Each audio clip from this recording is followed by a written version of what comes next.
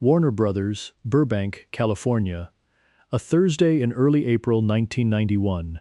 The overhead fluorescents on stage 16 were cutting hard white rectangles across the concrete floor, while a second unit crew wrapped the tail end of a dialogue setup for a film called Out for Justice. The production was 3 weeks deep into its shooting schedule. Steven Seagal had been on his feet since 7 that morning, working through a sequence that required him to deliver 4 pages of dialogue as a Brooklyn detective named Gino Felino, and by mid-afternoon, the crew around him had settled into the particular rhythm that develops on any set when the lead actor has been grinding through coverage for 8 straight hours and nobody wants to be the person who slows things down.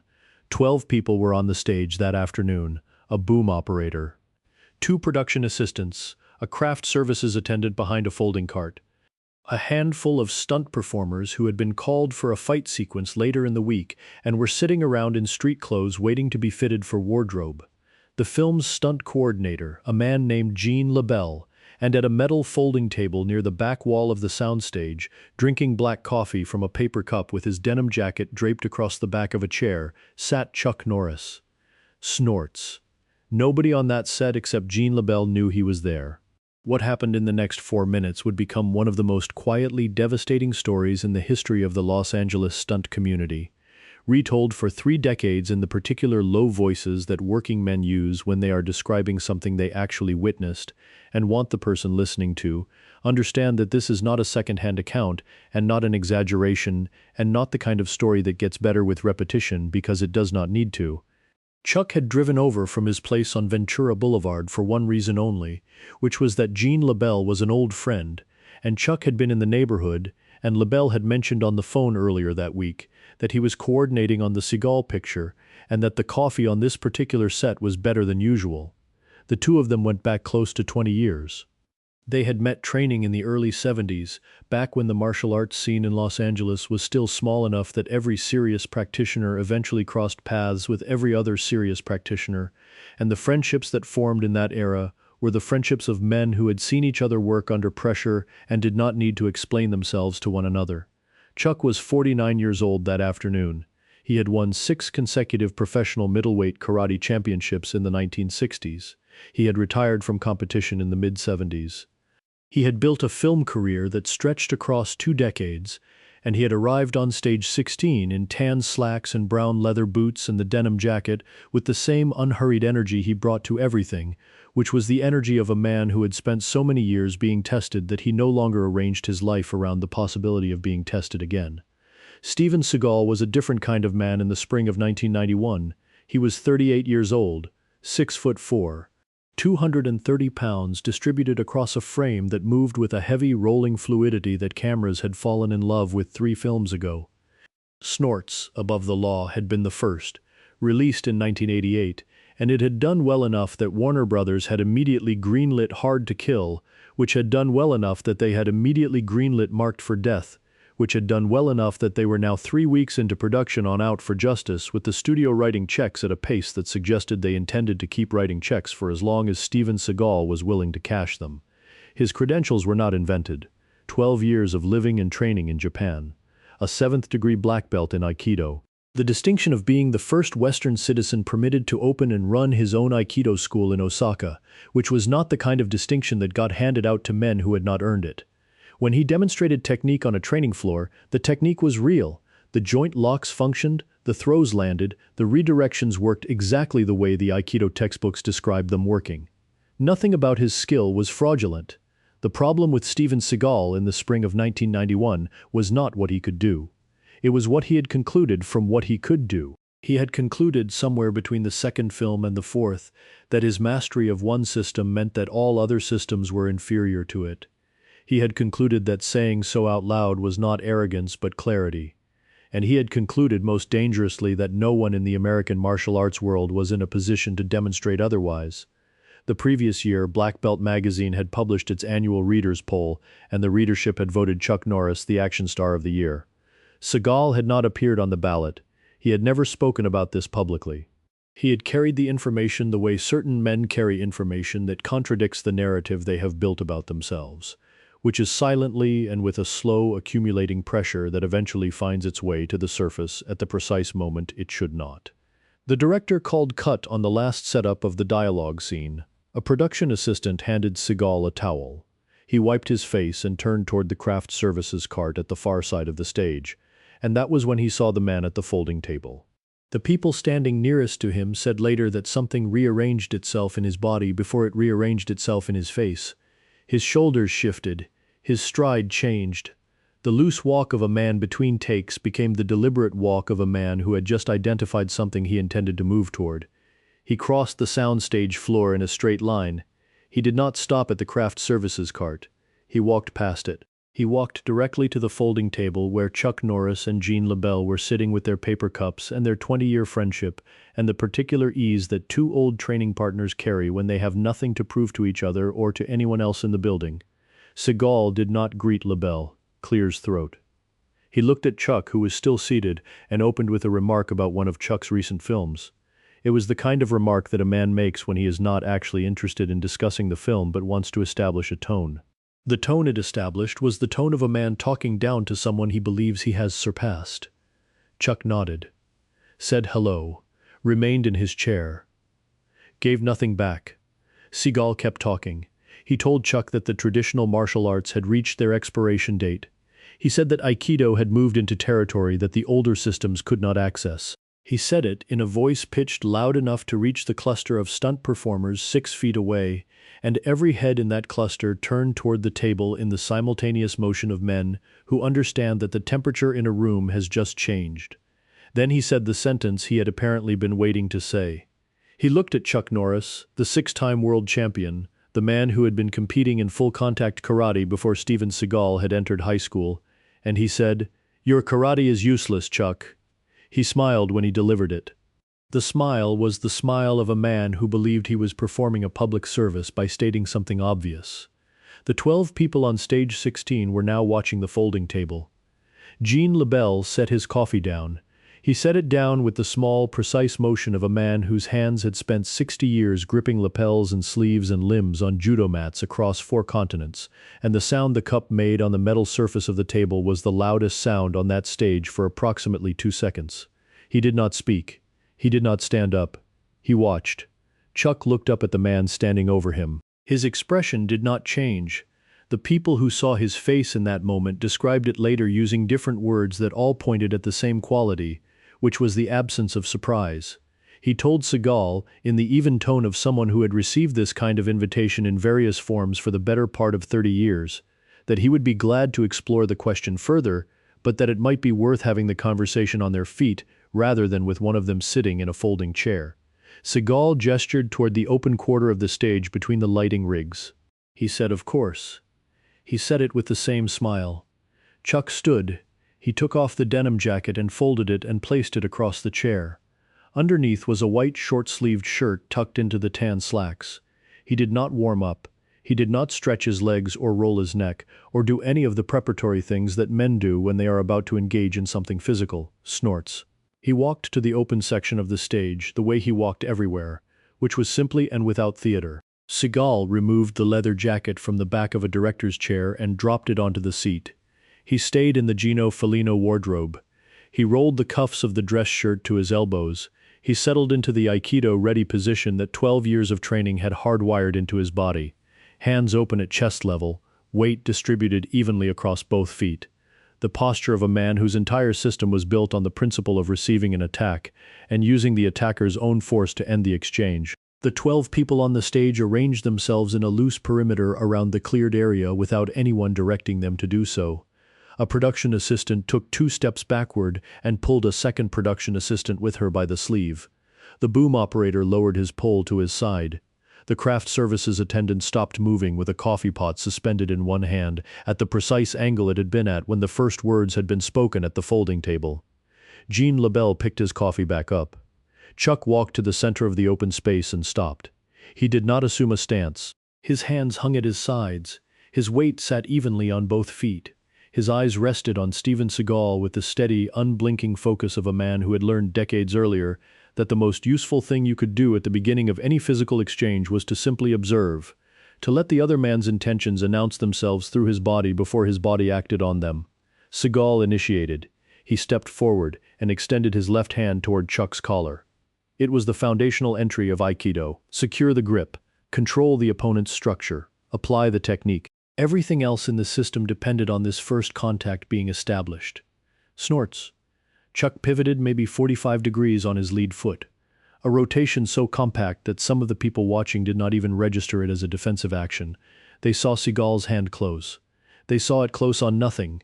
They saw the collar that had been in front of Seagal's fingers a quarter second earlier simply not be there anymore, because the body inside the shirt had shifted just enough to remove the target without removing the illusion that the target was still available. Seagal's hand came back. He reset. The senior stunt performers understood what had just happened before the junior ones did. They had spent their professional lives watching people move at speed under real conditions, and they could read the geometry of what they had just witnessed the way a musician reads notation. A missed grab against a stationary target is a mistake. A missed grab against a target that is controlling the distance is a diagnosis. What it diagnoses is that the system built on grabbing requires the target to be within grabbing range, and the target has just demonstrated that it will not be within grabbing range at any point the grabbing man selects. Every combat discipline on Earth operates within a specific band of distance. Aikido lives inside the band where hands can reach fabric and skin and joint. The Korean striking art Chuck had refined across 4 decades of competition and training operated one half step outside that band. The half step where a fast foot or a fast fist could cross the gap and return before any clinch or any grip could be initiated. What Chuck was doing with an economy of motion that bordered on the philosophical was holding the space between himself and Seagal at precisely the width that made Seagal's training inoperable.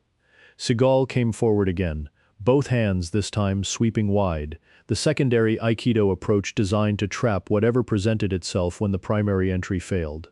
Chuck slid back 6 inches and to his right, and in the same motion drove a short sidekick into Seagal's lead thigh.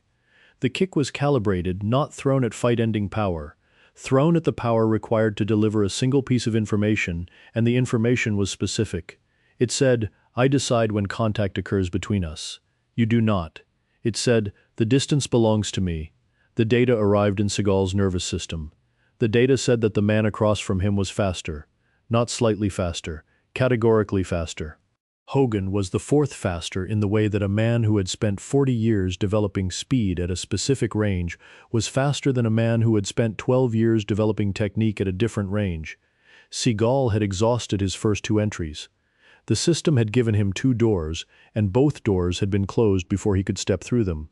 He did what fighters throughout history have done when technique stops producing results. He abandoned technique. Clear's throat.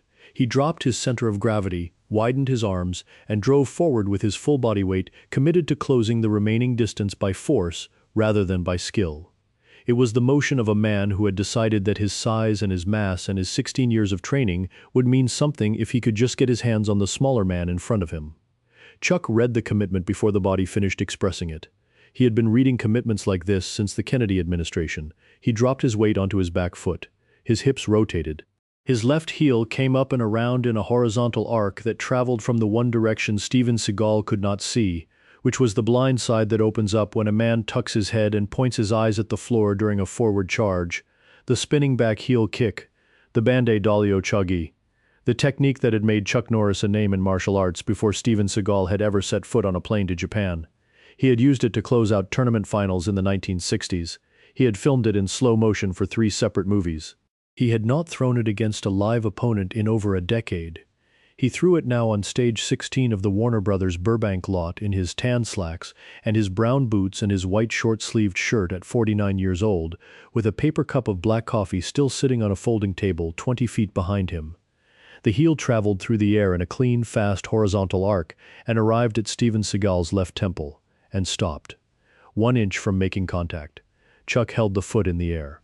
He held it for the half second required to make sure that every person on that stage understood what had just happened and what had chosen not to happen. Then he lowered his foot to the concrete floor and stepped back 2 paces and stood with his hands at his sides. 55 seconds, the entire exchange from the first missed grab to the kick that did not land had taken 55 seconds. Snorts, a duration shorter than what most people spend waiting for a traffic light to change. A duration that, when witnessed by 12 people who had spent their careers understanding physical combat at a professional level, expanded inside the memory of every one of them until it became something far larger than its clock time suggested. It became the kind of duration that holds an entire curriculum inside it. The soundstage went quiet. Not the working quiet of a set between takes, but the deep structural quiet that descends on a room when something has occurred that none of the people present had a framework for. The April light from the high windows continued falling in its flat, pale rectangles on the floor of stage 16, the way it had been falling all day. The light did not know what had happened. The light did not care. Steven Seagal stood in the middle of the cleared space. His hands were still partially raised. His face was carrying an expression that several of the stunt performers would describe later using the same phrase, which was that they had never seen that expression on his face before. It was the expression of a man who had just been shown the exact boundary of what he knew and had discovered that the boundary was closer than he had believed. He had not been struck. There was no bruise on him, no mark, nothing that a camera would have detected.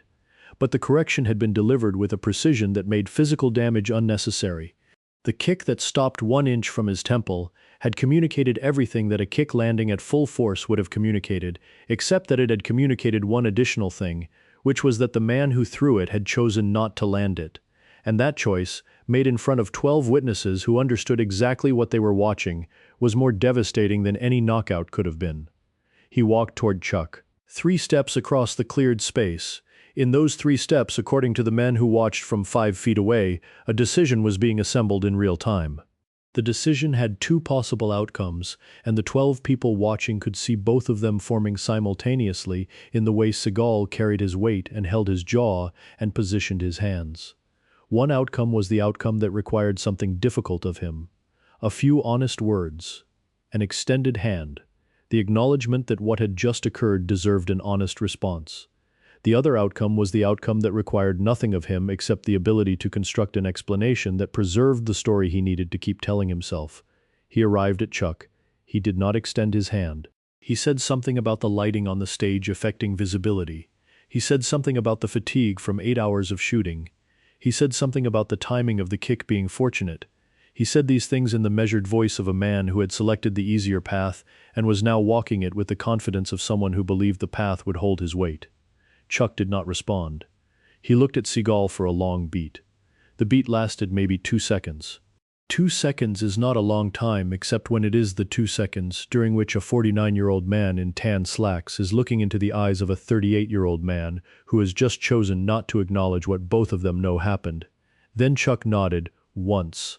The nod of a man who had said everything his body was going to say and had decided that his mouth had nothing to add.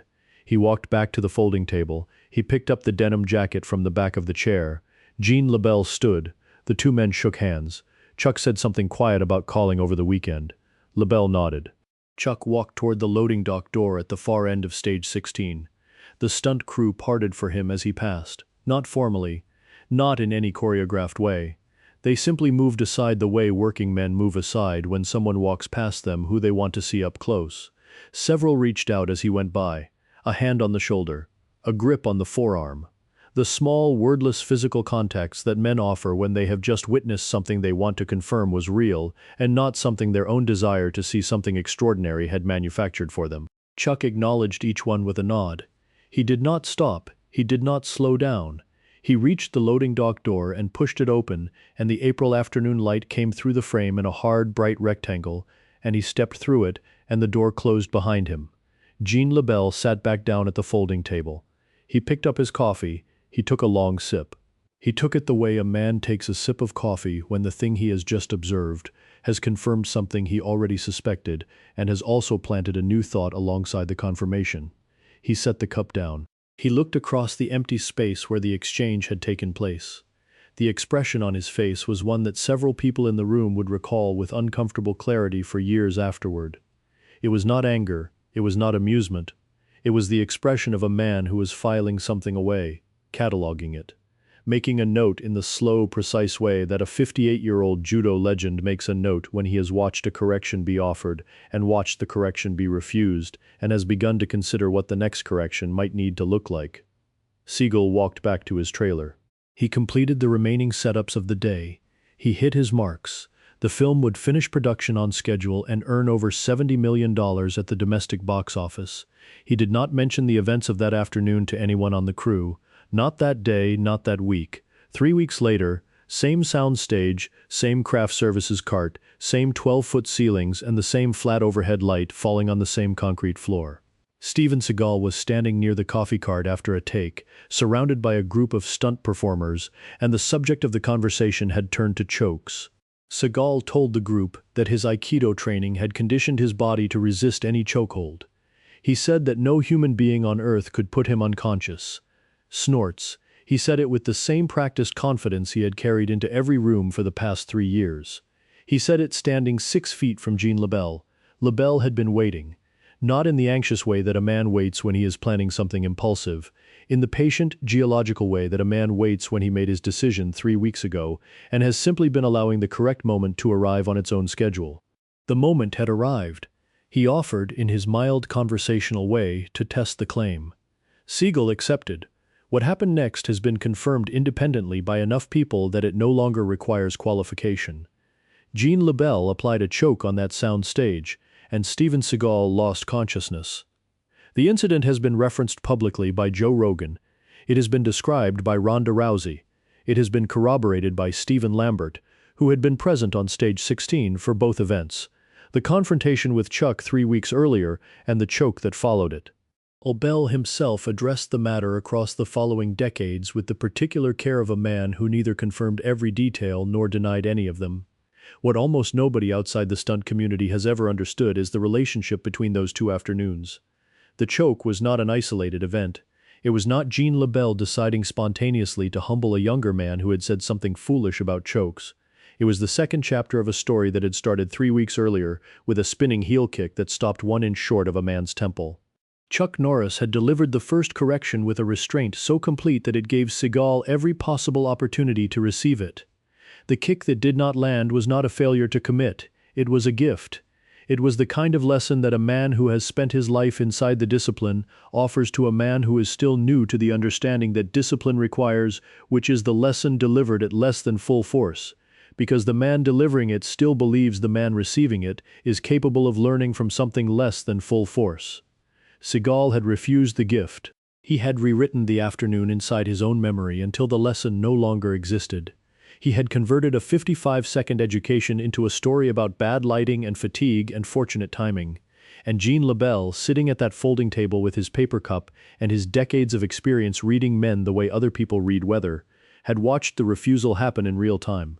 He had watched the fork in the road. He had watched which path was chosen. And he had understood, in the quiet way that men of his experience understand things, that someone was going to have to deliver the lesson again, and that the second delivery was going to have to be the kind that could not be rewritten. The choke on stage 16 was not random. The choke was not the beginning of anything. The choke was Jean LaBelle completing a thought that Chuck Norris had introduced 3 weeks earlier. There are 2 versions of a lesson a man can receive in his life. The first version arrives carefully, delivered by someone who hopes it will be sufficient. The second version arrives without the margin of hope, delivered by someone who watched the first version fail and understands that the second version cannot afford to. Most men go through their entire lives and only ever encounter one of them. Steven Seagal on stage 16 of the Warner Brothers lot in Burbank, California, in the spring of 1991, encountered both. The people who watched it happen have never stopped telling the story. And the story, carried through 3 decades of stunt work and set visits and late-night conversations in hotel bars from Burbank to Budapest, has never once needed to be embellished. Because what actually happened was already more than enough. Thank you for watching and make sure you are subscribed.